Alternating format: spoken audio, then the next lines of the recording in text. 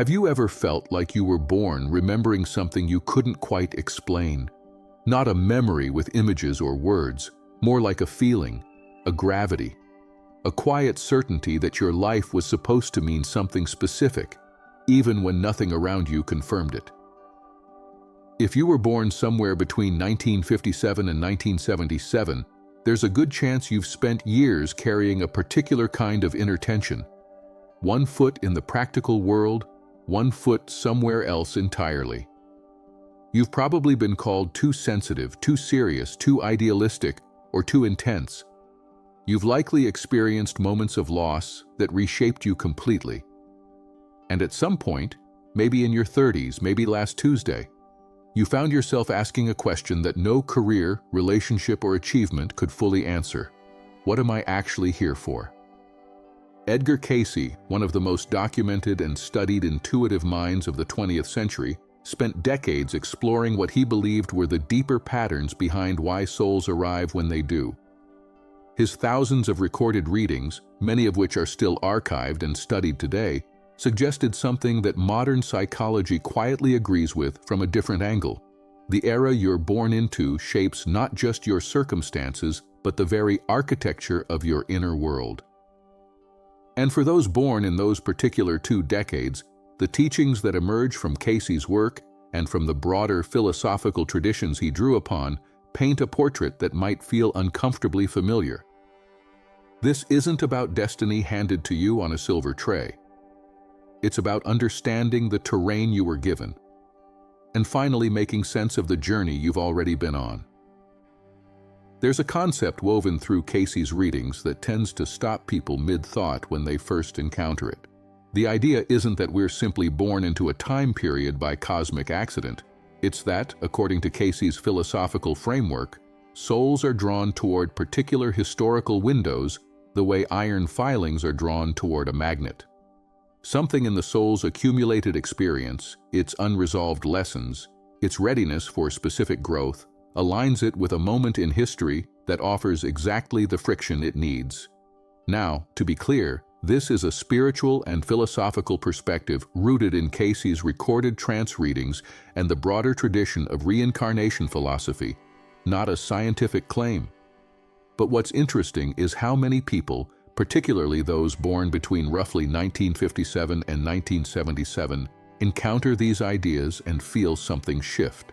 Not because they're being told something new, but because they're hearing language for something they've sensed for years without a vocabulary for it. Cayce described the decades surrounding the mid-20th century as a period of unusual spiritual traffic, a time when souls with significant accumulated experience were, as he interpreted it, cycling back, not as punishment and not randomly, but because the particular upheavals of that era, cultural revolutions, the collapse of old certainties, the tension between tradition and transformation, created a learning environment unlike any other in recent human history. Think about what the world was doing while this generation grew up. Old power structures cracking, gender roles being renegotiated. The first generation to watch the world change in real time through a television screen in their living room. There was a collective disorientation in the air, and the children absorbing it were, many of them, doing so with a sensitivity that confused the adults around them. Psychologically, we understand that children internalize the emotional climate of their era, but Cayce's reading suggested something beyond sociological imprinting. They pointed to a deeper resonance, souls who specifically needed that particular cultural pressure to activate something in them. Whether you hold that idea literally or metaphorically, it opens a genuinely useful question. What if your timing wasn't accidental? What if the world you were born into was precisely the world your particular inner life needed? To understand a generation's inner landscape, you have to stand inside the world that formed them, not just the headlines, but the atmosphere, the feeling that hung in the air like weather. The children born between 1957 and 1977 came of age in a world simultaneously breaking open and trying desperately to hold itself together. The Cold War wasn't just a geopolitical reality. It was a psychological presence. Children did duck and cover drills in schools. Adults built fallout shelters. There was, beneath the surface of ordinary life, a low hum of existential uncertainty that never quite went away. At the same time, something extraordinary was also happening. The civil rights movement was reshaping the moral imagination of an entire country. The women's liberation movement was cracking open assumptions that had calcified over centuries. The counterculture of the late 1960s was, whatever its excesses, asking genuinely profound questions about meaning, consciousness, and the kind of world humans were capable of building. And then, by the mid-1970s, a certain disillusionment settled in. The idealism had met reality, Watergate had happened, the oil crisis had happened, and the children growing up in that aftermath absorbed a very particular lesson that would mark them for life. That hope is real, but it's not innocent.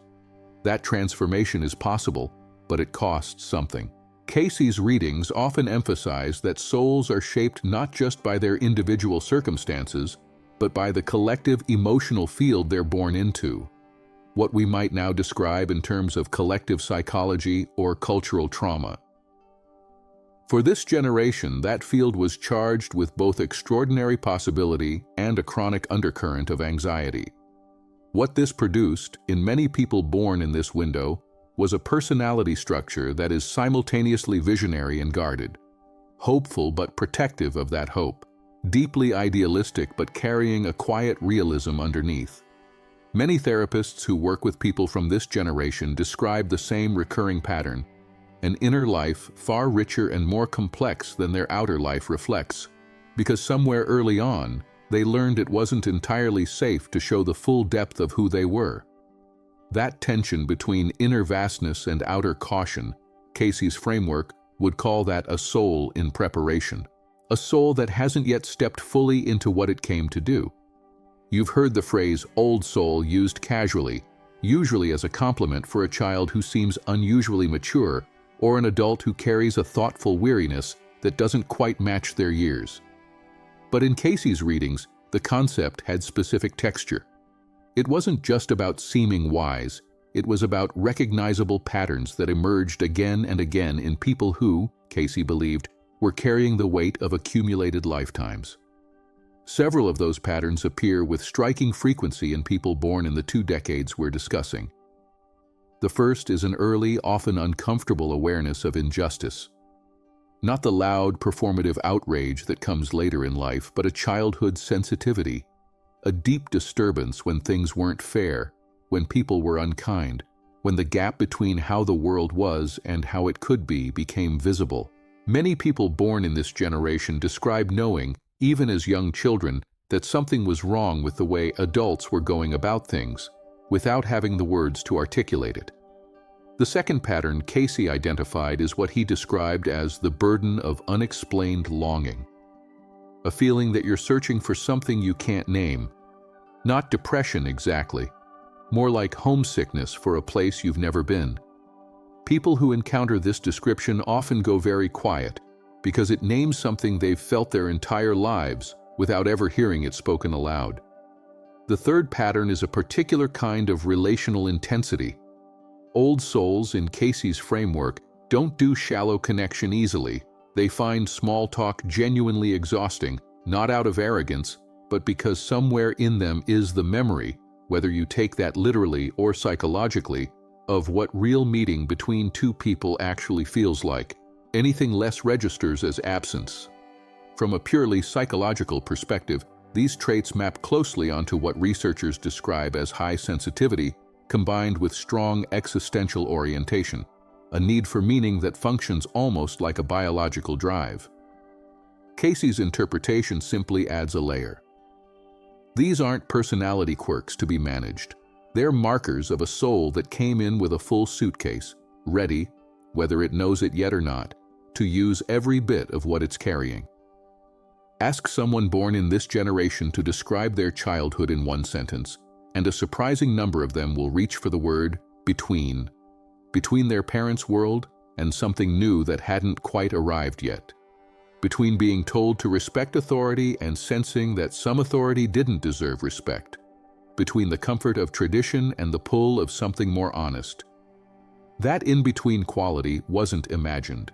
It was structurally real. This generation was the first to grow up with both the stability-oriented values of the post-war era and the seismic questioning of those same values happening in real time. Their parents, largely born in the 1930s and 1940s, had lived through genuine scarcity and war. They valued security, predictability, and not asking too many uncomfortable questions. Many of them communicated love through provision rather than expression. The house was warm, the table had food, and that was supposed to be enough. But their children, the ones born in this 20-year window, often felt the emotional gap acutely. Love was present, but sometimes unspoken. Strength was modeled, but vulnerability was rarely permitted. And many children in this generation learned to carry their inner life privately, developing a rich interior world that they shared with almost no one. Cayce's readings frequently touched on what he called the testing environment. The idea that souls who come in with significant purpose often choose or find themselves placed in circumstances that require them to develop self-sufficiency early. Not because the universe is cruel, but because depth requires pressure the way diamonds do. That framing doesn't excuse emotional unavailability or generational trauma. Those are real wounds that deserve real acknowledgement.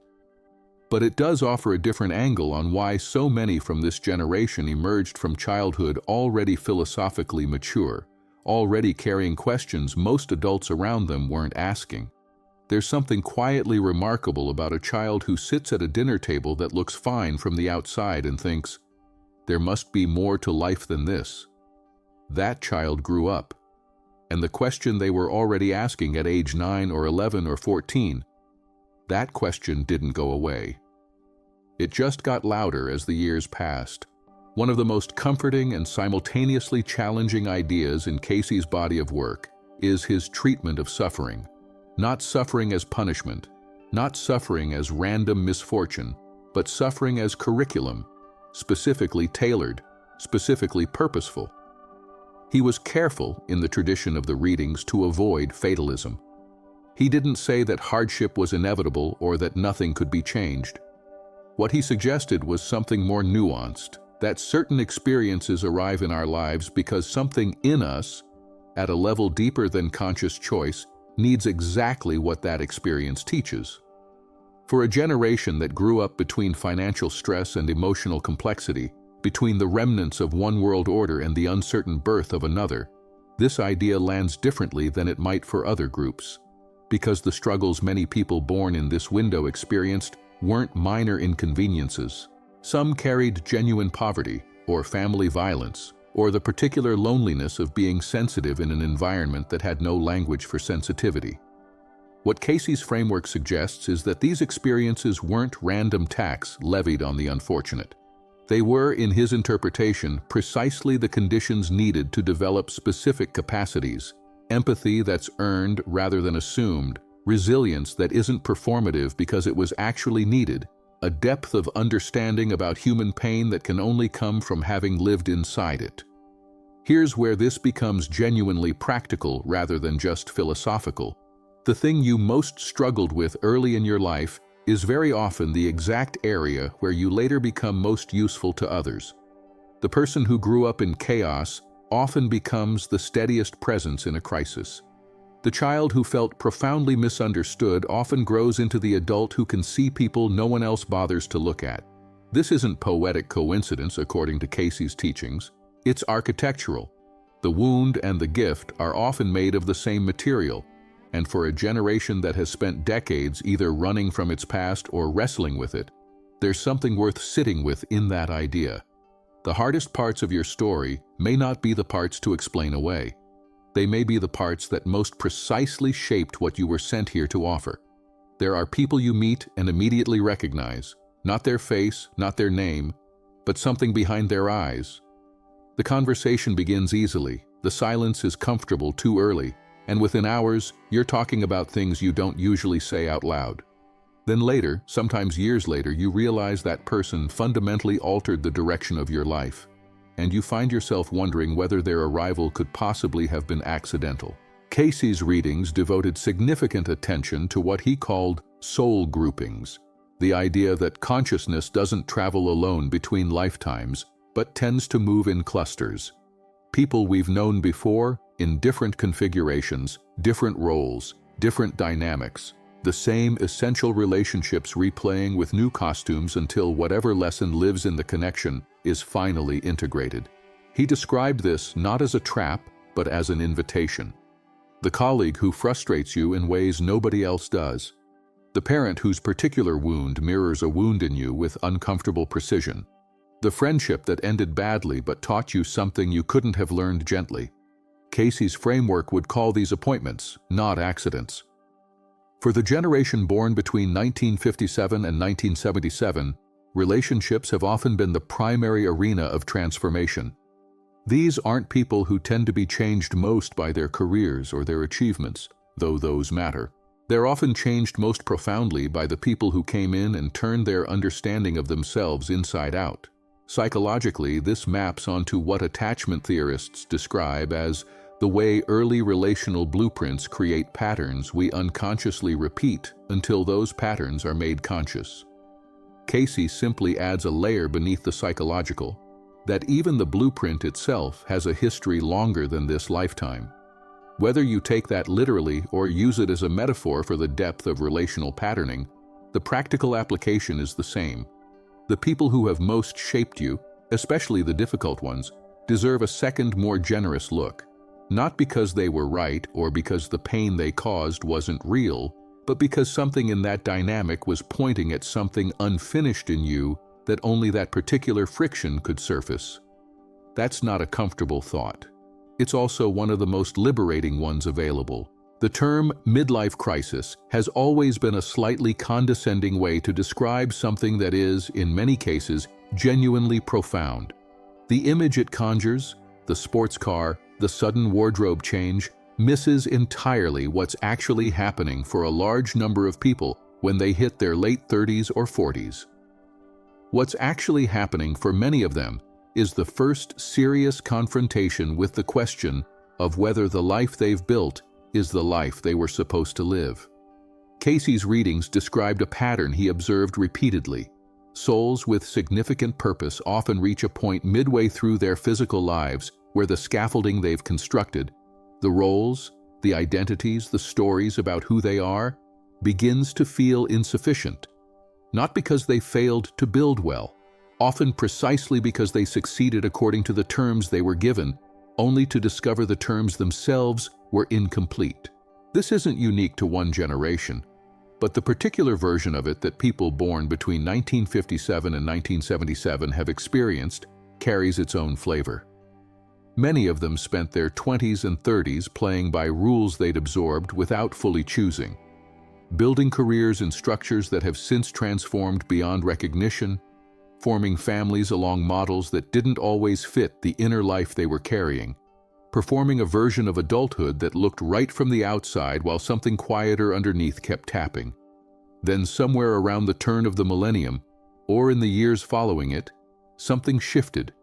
A loss, a health scare, a child leaving home, a sudden clarity during an ordinary Tuesday afternoon. Something cracked the surface, and what came through wasn't destruction.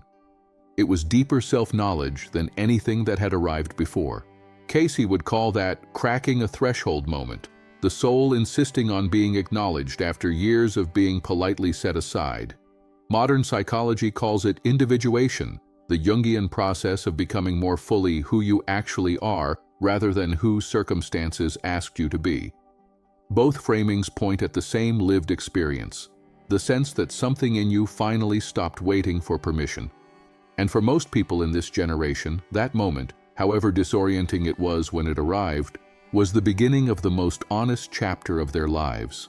Somewhere along the way, a great many people born in this generation received a message, sometimes spoken directly, more often communicated through subtler means, that their sensitivity was a problem to be managed rather than a capacity to be developed, that their emotional attunement was inconvenient, that their tendency to feel things deeply, to read rooms accurately, to sense what wasn't being said, These were liabilities in a world that rewarded efficiency over insight, and so they learned to apologize for it, to preface their perceptions with disclaimers, to shrink the antenna and pretend they weren't receiving what they were clearly receiving.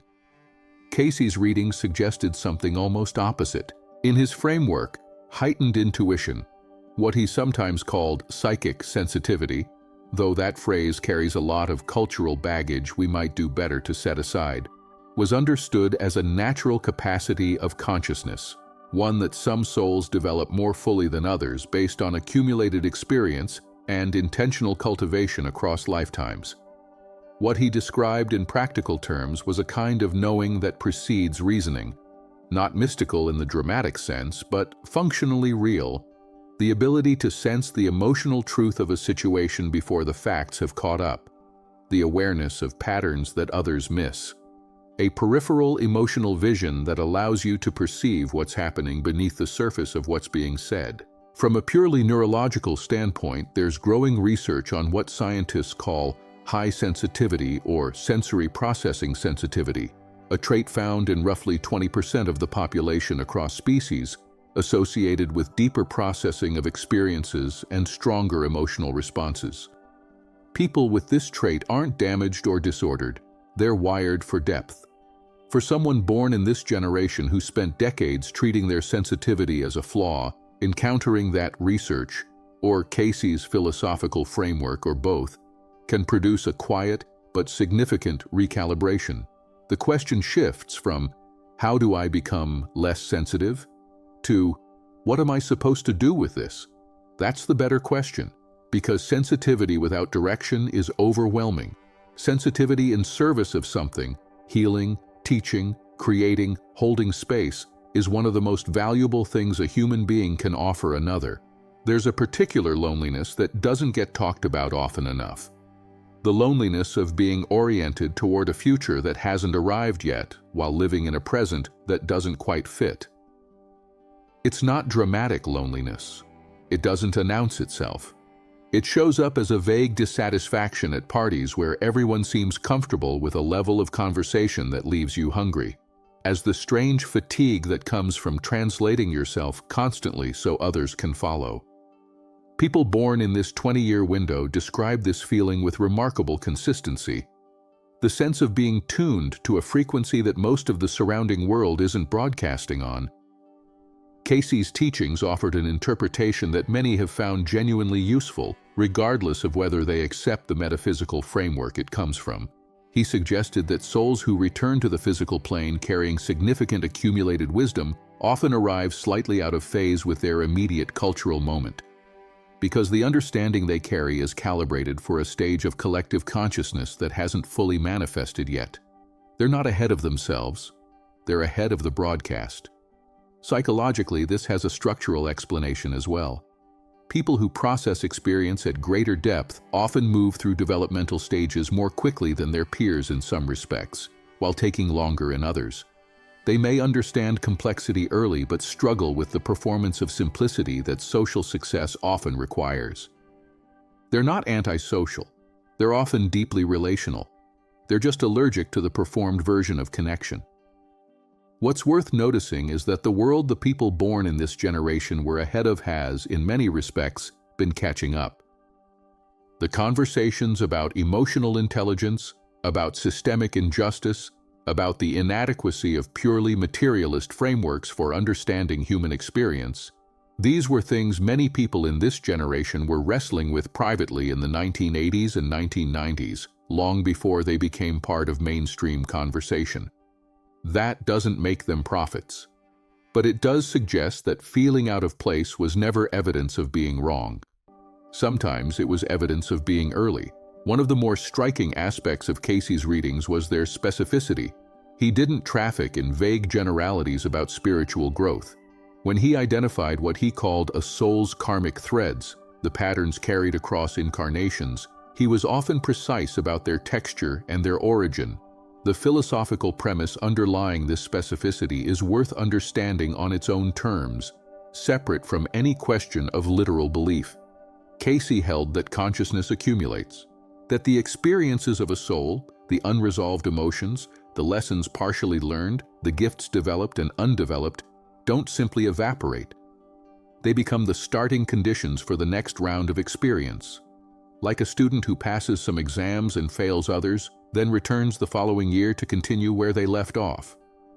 For people born in the window we're discussing, Cayce's reading suggested several recurring themes that show up with notable frequency. One is an unresolved relationship with personal authority, specifically a deep ambivalence between knowing one's own capacity and a hesitancy to step into it fully. These are people who often see exactly what needs to be done and have the intelligence and compassion to do it, but who hold back, sometimes for decades, from fully inhabiting their own power. Another recurring theme is an incomplete integration of solitude and belonging. Many people from this generation carry a profound need for genuine community alongside an equally profound comfort with being alone, and spend much of their lives oscillating between the two, never quite finding the configuration that satisfies both. Cayce's interpretation would be that these tensions are unfinished chapters, patterns that have repeated across multiple expressions of consciousness because they haven't yet been met with the full awareness they require. The practical question isn't whether this is literally true across lifetimes. The practical question is, what are the recurring themes in your life? The patterns that show up in different costumes but feel essentially the same each time? Because whether their origin is karmic or psychological or simply the result of early conditioning, the place where a pattern keeps repeating is always the place where the most important growth is waiting.